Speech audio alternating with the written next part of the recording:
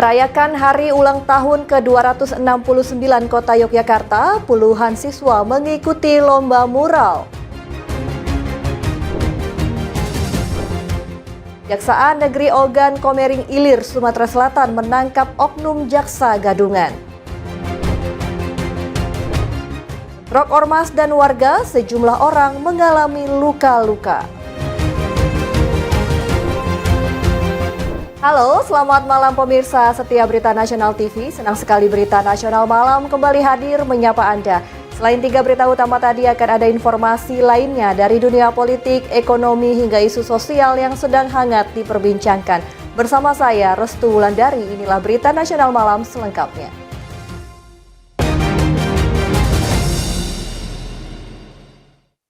Kita langsung saja ke berita utama pemirsa. Semangat seni dan kreativitas pelajar di Kota Yogyakarta semakin terlihat menyambut peringatan hari ulang tahun kota yang ke-269.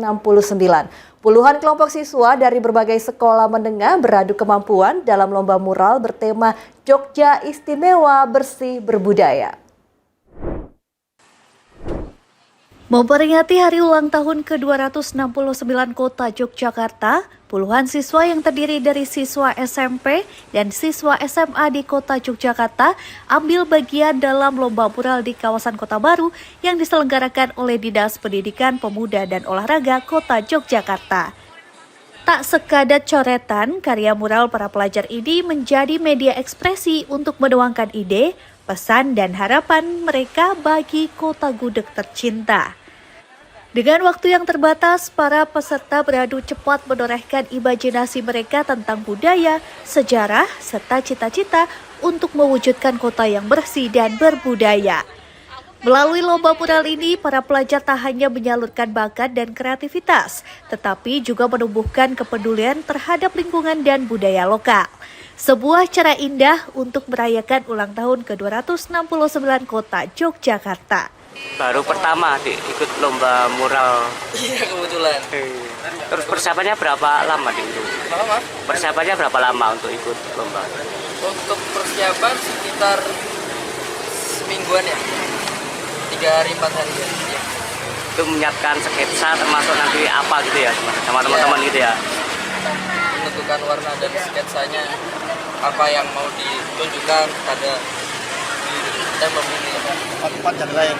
Walaupun saya juga sketsnya nanti juga belum tahu. Anggurnya kita kan angel mas. Nah, ini kan bagus kayak gini itu.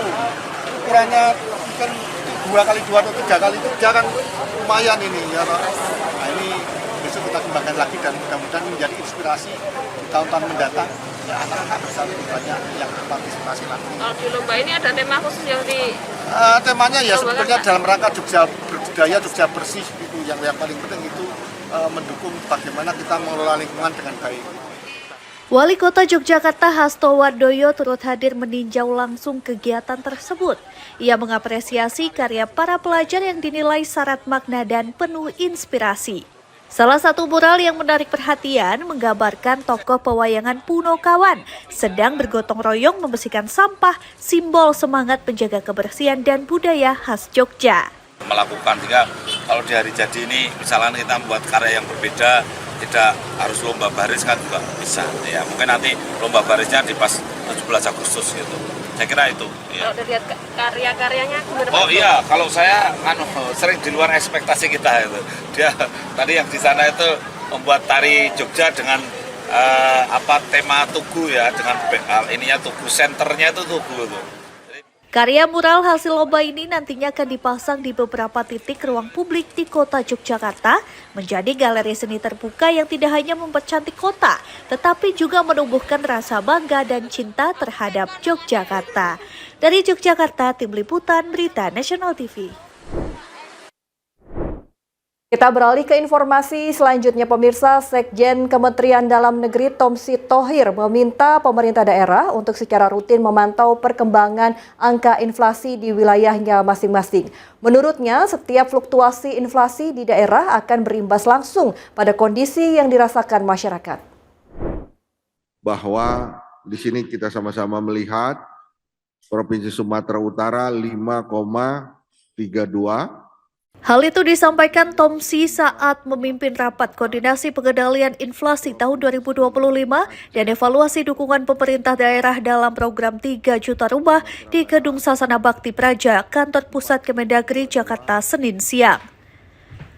Berdasarkan data yang dirilis Badan Pusat Statistik per 1 Oktober 2025, angka inflasi nasional dari tahun ke tahun yakni dari September 2025 terhadap September 2024 sebesar 2,65%. Sedangkan inflasi bulan ke bulan dari September 2025 terhadap Agustus 2025 sebesar 0,21%. Dalam konteks itu, Tomsi menyoroti daerah dengan angka inflasi tertinggi. Daerah tersebut yakni Provinsi Sumatera Utara, Riau, Aceh, Sumatera Barat, dan Sulawesi Tengah. Sementara untuk tingkat kabupaten yaitu Deli Serdang, Labuhan Batu, Pasaman Barat, Indragiri Hilir, dan Kerinci. Tomsi menambahkan guna mengendalikan angka inflasi, Pemda dapat belajar kepada daerah lainnya yang kondisi inflasinya lebih terkendali. Ia meminta jajaran Pemda untuk bekerja keras, rutin mengecek perkembangan harga di lapangan, serta melakukan evaluasi program apabila daerahnya mengalami angka inflasi yang tinggi. Tomsi berpesan sebagai pelayan publik, jajaran pejabat terkait di daerah perlu memastikan harga pangan tidak mengalami gejolak. Hal tersebut merupakan salah satu bentuk pengabdian kepada rakyat. Tomsi mengapresiasi peran aktif dari Pemda yang selama ini telah bekerja sama dalam mengendalikan harga komoditas pangan. Berbagai upaya yang dilakukan diketahui telah berhasil menurunkan harga sejumlah komoditas pangan seperti beras hingga minyak goreng. Dari Jakarta, Tim Liputan Berita Nasional TV. Kasus paparan radioaktif di kawasan industri Cikande, Serang, Banten mendapat perhatian serius dari pimpinan MPR RI. Wakil Ketua MPR RI, Deddy Suparno, mendesak pemerintah untuk memperketat pengawasan terhadap barang-barang impor yang berpotensi mengandung unsur radioaktif. Wakil Ketua MPR RI Edi Suparno menilai paparan radioaktif CS137 di Cikande merupakan masalah serius yang tak bisa dianggap sepele. Ia menegaskan radiasi dapat berdampak langsung terhadap kesehatan dan sistem genetika manusia sehingga penanganannya harus menjadi prioritas. Edi menyampaikan harapan agar 9 orang yang saat ini dirawat di Rumah Sakit Fatmawati mendapat perawatan terbaik. Di saat bersamaan, ia juga mendorong pemerintah untuk memperketat pengawasan barang impor yang berpotensi mengandung zat radioaktif. Menurutnya, kemungkinan besar sumber paparan berasal dari barang-barang impor yang mengandung unsur radioaktif dan digunakan untuk keperluan produksi dalam negeri. Edi menyebut banyak negara mengirim peralatan yang sudah tak terpakai ke Indonesia untuk digunakan kembali dalam industri lokal. Masuk dari berbagai kebutuhan impor kita tentu harus dijaga karena kita lihat bahwa kemungkinan besar adanya paparan radioaktif itu disebabkan oleh impor barang-barang yang memang mengandung muatan radioaktif. Jadi memang pintu-pintu masuk, pintu-pintu impor kita harus mendapatkan pengawasan dan penjagaan secara ketat, terutama terhadap barang-barang yang kita manfaatkan untuk produksi. Yang kami dengar bahwa ada barang-barang yang kita manfaatkan produksi yang berasal dari hasil produksi di tempat yang lain yang sudah tidak dimanfaatkan lagi, teman dikirimkan ke Indonesia untuk kemudian dijadikan salah satu daripada material untuk produksi kita. Nah, ini saya kira menjadi salah satu perhatian kita. Kasus ini berasal dari temuan produksi udang di kawasan industri Cikande yang diduga terpapar materi radioaktif CS137. Kementerian Kesehatan menyatakan dari 1.562 orang yang diperiksa, 9 diantaranya positif hasil whole body counter, namun dalam kondisi stabil dan tanpa gejala. Dari Jakarta, Syana Seru, Sanggada Agung, Berita Nasional TV. Pemerintah melalui Kementerian Lingkungan Hidup menargetkan masalah sampah nasional selesai ditangani pada tahun 2029. Lingkungan bersih mendukung program Astacita Presiden Prabowo Subianto. Menteri Lingkungan Hidup Hanif Faisal Nurofik mengunjungi area situ Jati Jajar di kawasan Tapos, Kota Depok, Jawa Barat pada Jumat 3 Oktober 2025. Di sini Hanif Faisal menanam pohon dan berdialog dengan masyarakat setempat.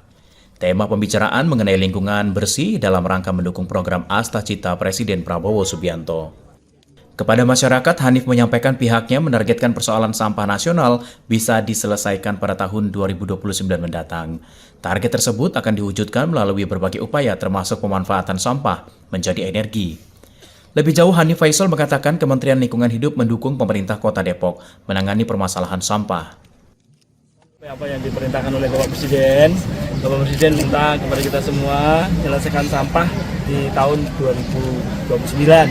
Berbagai macam cara akan kita tempuh bersama, mulai membangun waste to energy, kemudian mengaktifkan tempat memproseskan 3R sampah, kemudian pembangunan megot, kemudian juga membangun aktivis-aktivis lingkungan, memperkuat bank-bank sampah.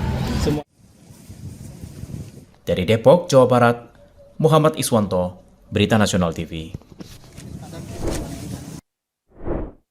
Ke informasi lain pemirsa, Ketua DPD RI Sultan Bahtiar Najamuddin menegaskan pentingnya melestarikan warisan budaya Melayu yang telah menjadi bagian tak terpisahkan dari identitas nasional. Pernyataan itu disampaikan saat membuka program Discovery Art and Culture di Jakarta. Program Discovery Art and Culture resmi dibuka di Jakarta Pusat. Acara ini menjadi ajang untuk menampilkan kekayaan seni dan budaya Melayu yang memiliki sejarah panjang di tanah air, sekaligus dirangkai dengan Konvensi Internasional Dunia Melayu Dunia Islam ke-23 yang akan digelar pada 22 hingga 26 Oktober mendatang. Ketua DPD Republik Indonesia Sultan Bahtiar Najamuddin menyatakan dukungan penuh terhadap penyelenggaraan konferensi DMDI ke-23 yang diharapkan dapat meningkatkan kerjasama dan persaudaraan antar bangsa Melayu dan Islam. Ini acara yang baik ya, apalagi sekarang masih bulan budaya Melayu, masih dalam rangkaian itu. Nah, saya mengerti sebagai orang yang Melayu bahwa Melayu itu punya sejarah panjang, sejarah peradaban yang panjang, bukan hanya di Nusantara tapi dunia. Bukan hanya adat istiadatnya, bukan hanya budaya, bahasa, sangsekertanya, pantunnya, gurindamnya, bukan hanya itu, tapi kontribusinya juga. Senada dengan itu, Ketua Umum Dunia Melayu Dunia Islam Datuk Haji Said Aldi Al-Idrus mengatakan bahwa kegiatan ini akan dihadiri delegasi dari 23 negara dan mendapat dukungan dari berbagai pihak termasuk pemerintah daerah Kepulauan Riau. Iya, tadi juga jam 13.00 kami diundang Ketua MPR RI Pak Ahmad Bujani dan beliau sangat apresiasi. Insya Allah tanggal 24 pagi beliau akan memberikan motivasi kepada seluruh peserta dari 23 negara dunia Melayu dunia Islam, dan ini adalah sangat luar biasa. Nanti juga ada pameran pakaian-pakaian wanita Melayu dan kepada seluruh masyarakat Melayu di mana saja berada. DMDI ke-23 akan resmi dibuka pada 24 Oktober 2025 dan dijadwalkan menghadirkan Ketua MPR RI Ahmad Muzani yang akan memberikan motivasi kepada seluruh peserta konferensi dari 23 negara. Konferensi ini diharapkan dapat menjadi ajang penting untuk menunjukkan kekayaan seni dan budaya Melayu serta meneguhkan peran Indonesia dalam memperkuat jaringan dunia Melayu dan Islam di tingkat internasional. Dari Jakarta, Syana Sairo, Sanggada Agung, Berita Nasional TV. Informasi berita lainnya akan kami sajikan usai jeda berikut ini. Tetaplah bersama kami di Berita Nasional Malam.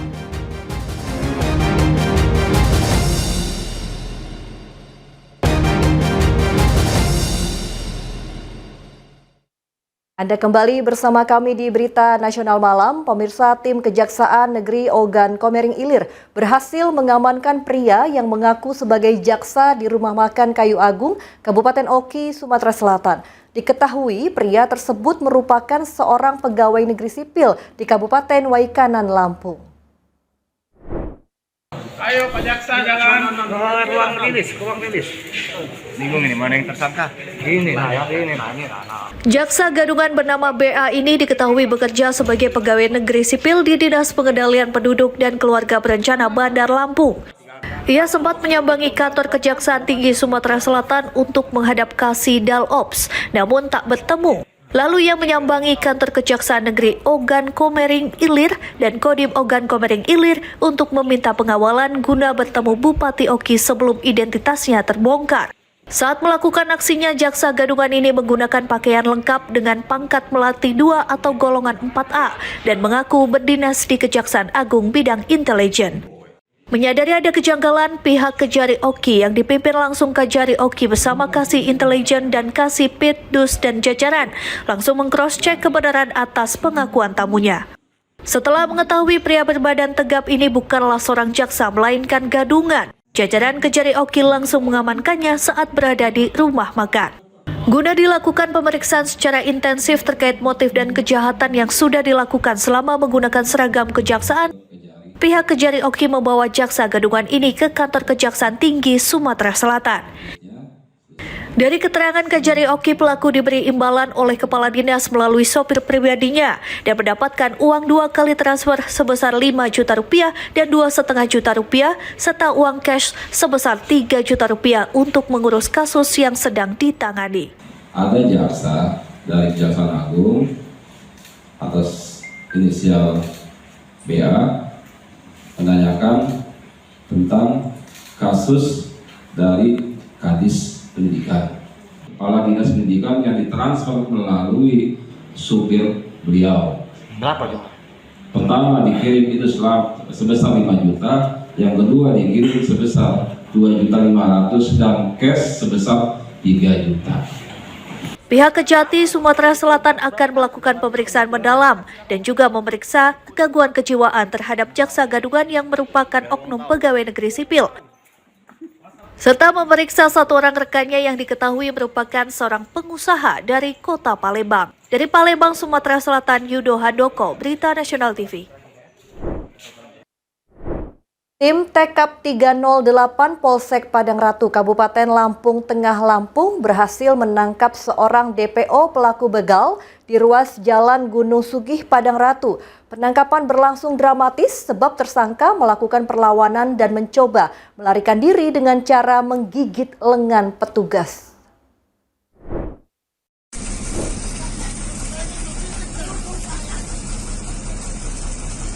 Inilah momen dramatis saat anggota TKP 308 Polsek Padang Ratu melakukan penangkapan seorang DPO pelaku begal di ruas jalan Kecamatan Anak Tuha berinisial MS.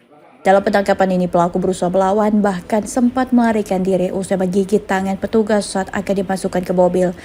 Kendati demikian, petugas berhasil menangkap tersangka dan dibawa Mapolsek setempat.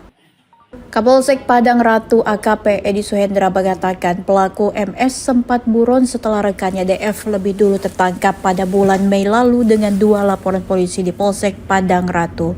Dalam melakukan aksinya, modus pelaku yakni berpura-pura menumpang motor korban dengan target anak sekolah atau anak di bawah umur, lalu merampas kendaraan korban dengan mengancam menggunakan senjata tajam.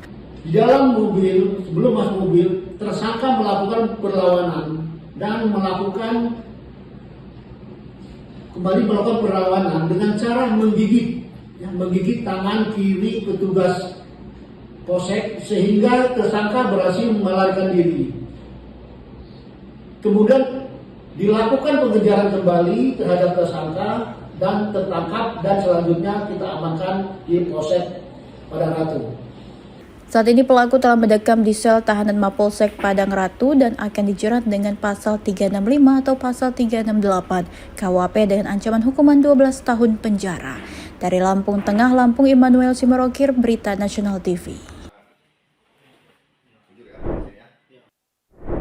Kita ke informasi lain pemirsa, Korps Pemberantasan Tindak Pidana Korupsi Polri menetapkan Direktur Utama PLN periode 2008-2009 Fahmi Muhtar sebagai tersangka dalam kasus dugaan korupsi proyek pembangunan pembangkit listrik tenaga uap atau PLTU 1 Kalimantan Barat. Hingga saat ini proyek tersebut mangkrak dan negara mengalami kerugian sekitar 1 triliun rupiah lebih. Setelah melalui serangkaian penyelidikan selama 1 tahun lebih, Korps Pemberantasan Tindak Pidana Korupsi Polri akhirnya menetapkan Direktur Utama PLN periode 2008-2009, Fahmi Mohtar sebagai tersangka kasus dugaan korupsi proyek pembangunan pembangkit listrik tenaga uap atau PLTU 1 di Kabupaten Mempawah, Kalimantan Barat tahun 2008-2018. Selain Fahmi Mohtar, penyidik juga menetapkan 3 tersangka lain seperti Presiden Direktur PT Bumi Rama Nusantara berinisial HK, Dirut PT Bumi Rama Nusantara berinisial RR, dan Dirut PT Praba Indo Persada berinisial HYL. Proyek ini merupakan kerjasama antara PLN dengan 3 perusahaan swasta, 2 diantaranya merupakan perusahaan asing. Dalam konstruksi perkara, Fahmi Mohtar selaku Dirut PLN tahun 2008 melakukan pemufakatan jahat dengan memenangkan PT Bumi Rama Nusantara dalam proses pelelangan proyek pembangunan PLTU di Kabupaten Mempawah, Kalimantan Barat. Belakangan diketahui perusahaan ini ternyata tidak memenuhi syarat. Atas arahan Fahmi, panitia pelelangan juga meloloskan perusahaan asing asal Singapura dan Rusia sebagai kerjasama operasi atau KSO PT Bumi Rama Nusantara. Meski kedua perusahaan ini juga tak memenuhi syarat, KSO PT Bumi Rama Nusantara kemudian mengalihkan proyek pembangunan PLTU ini ke PT Praba Indo Persada yang tidak berkompeten. Dalam penandatanganan kontrak antara PLN dengan PT Bumi Rama Nusantara disepakati pengerjaan proyek PLTU akan dilakukan pada tanggal 28 Desember 2008 hingga 28 Februari 2012. Namun hingga kini proyek ini tak kunjung rampung alias mangkrak meski sudah 10 kali dilakukan amandemen. Akibatnya kerugian keuangan negara ditaksir mencapai 1 triliun lebih. Jadi posisi kasus yang pertama, pada tahun 2008 PT PLN mengadakan lelang ulang untuk pekerjaan pembangunan pembangkit listrik tenaga uap PLTU 1 Kalimantan Barat. Dalam pelaksanaan lelang, diketahui bahwa panitia pengadaan atas arahan Direktur Utama PLN TSK FM telah meloloskan dan memenangkan KSO BRN Alton OJSC meskipun tidak memenuhi syarat teknis maupun administrasi dengan nilai kontrak 80.848.341 USD dan 507.424.168. Saya ulang 507.424 juta sekian. Atau total kurs saat itu 1,254 triliun rupiah saat itu. Meski sudah berstatus tersangka, penyidik belum melakukan penahanan karena akan terlebih dahulu merampungkan berkas perkara. Penyidik masih terus berkoordinasi dengan pihak kejaksaan terkait penanganan perkara ini. Dari Jakarta, Lydia Junita, Teofandi, Berita Nasional TV. Informasi berita lainnya akan kami sajikan usai jeda berikut ini. Tetaplah bersama kami di Berita Nasional Malam.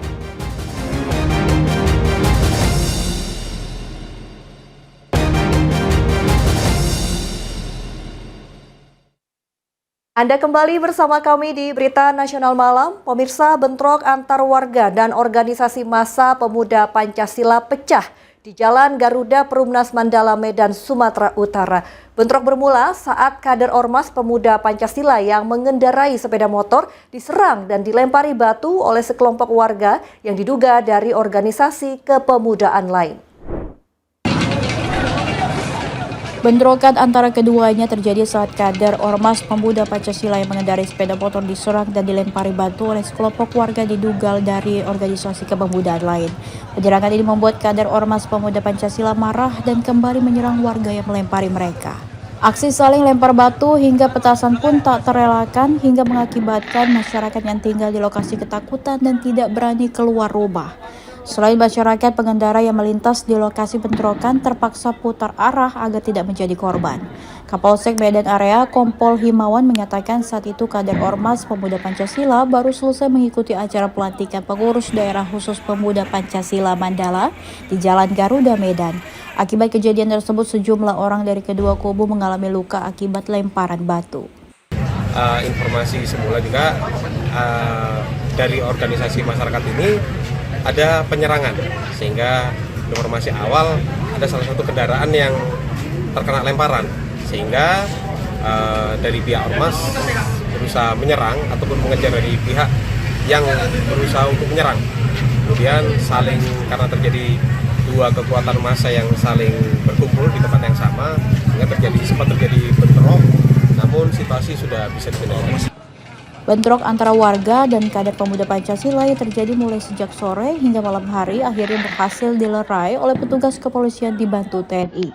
Ahmad Perwira, Medan, Sumatera Utara, Berita Nasional TV. Demikian Berita Nasional Malam telah menemani Anda. Saya Restu Wulandari beserta kru yang bertugas pamit undur diri. Selamat malam dan selamat beristirahat. Sampai jumpa.